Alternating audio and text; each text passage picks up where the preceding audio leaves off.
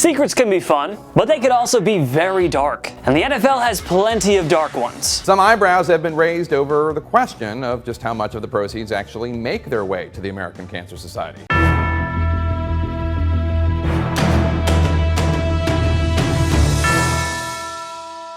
The modern NFL is big business. There's no denying that. And like any big business, it has plenty of dark secrets that the corporate powers would love for the people to simply look the other way about. But even in the NFL's case, some of them are so egregious that you won't be able to forget them, even if you might want to. First up, let's talk about one of the NFL's origin stories, deeply intertwined with gambling and subsequently the mob. According to research from the American Gaming Association, an estimated 45.2 million Americans plan to wager on the 2021 NFL season, which is up over 35% from the previous year. The uptick was coincidence with the NFL choosing to embrace legalized sports betting, ever since the Supreme Court overturned a federal law that prohibited states from authorizing sports betting in 2018. But that being said, the legal betting is still just a fraction of the total money bet on NFL games. We would say that a fair conservative estimate is that a total of $80 billion to $100 billion is wagered on NFL games each year.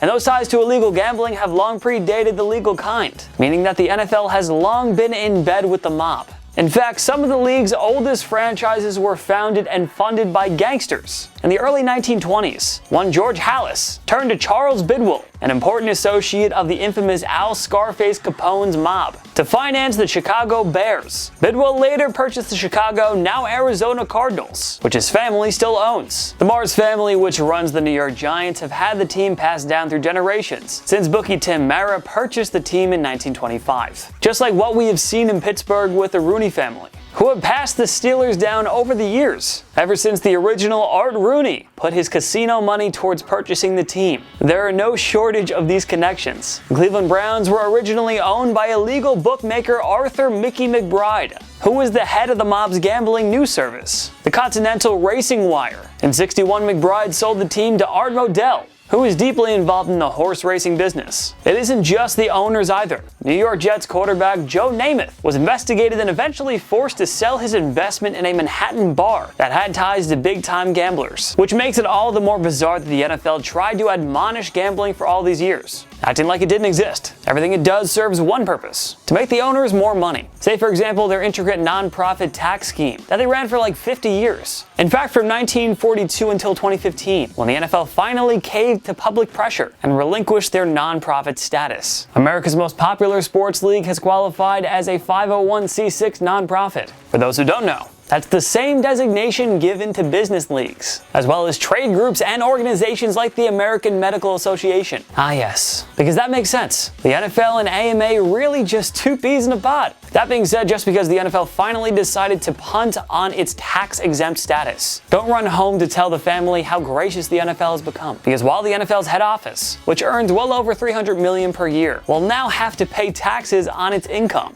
the league will no longer have to file yearly tax forms that disclose executive pay, and it will essentially be granted a cloak of secrecy around its financial strategy going forward. This move also means that the NFL no longer has to disclose how much money Goodell and other top executives make. Speaking of the NFL making money, how about their infamous cancer awareness drives? Oh, where are we going with this, guys? Which is one of its most secretive and sketchy revenue generations. Because as much as the NFL wants to brag about the fact that it's donating over $8 million a year to the American Cancer Society through their partnership, A, that is a drop in the bucket when you consider the money that they have, and B, they have a number of clauses written in fine print that paint a much different picture than what you see on TV. They're not giving the products away for free. Right.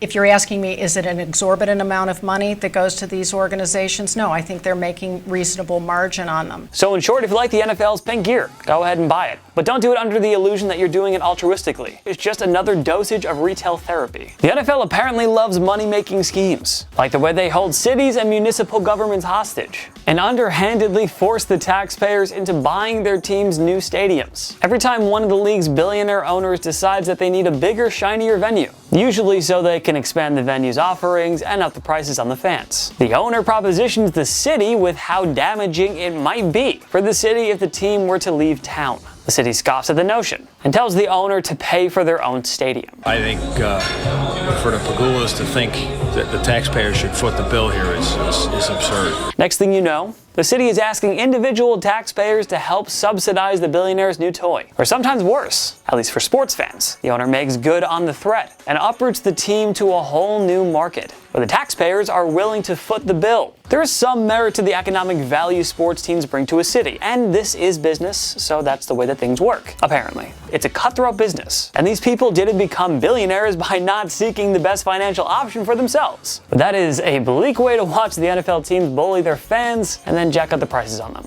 Take a slight sidestep from the financial bully ball the NFL loves to play. Another dark NFL pastime is the way they compensate and honestly treat the cheerleaders that support the league's teams every Sunday. I mean, some of the teams have some absolutely heinous rules for the cheerleaders, who, by the way, they barely pay minimum wage. In fact, back in 2014, which is really not that long ago, the Raiderettes, the cheerleaders for the Oakland Raiders, sued the team for paying them less than minimum wage and won $1.25 million in back pay. While $1.25 million might not sound like a lot, that is still just the equivalent of minimum wage pay plus overtime. Cheerleading squads for the Jets, Cincinnati Bengals, and the Tampa Bay Buccaneers have also won pay settlements in recent years. And then somehow worse than the financial situation is the misogynistic policy that many teams have. Take this excerpt from the New Orleans Saints handbook, for example. If a Saints cheerleader enters a restaurant and a player is already there, she must leave. If a cheerleader is in a restaurant and a player arrives afterward, she must leave. There are also a number of fines that the cheerleaders can incur, like say if they forget part of their uniform.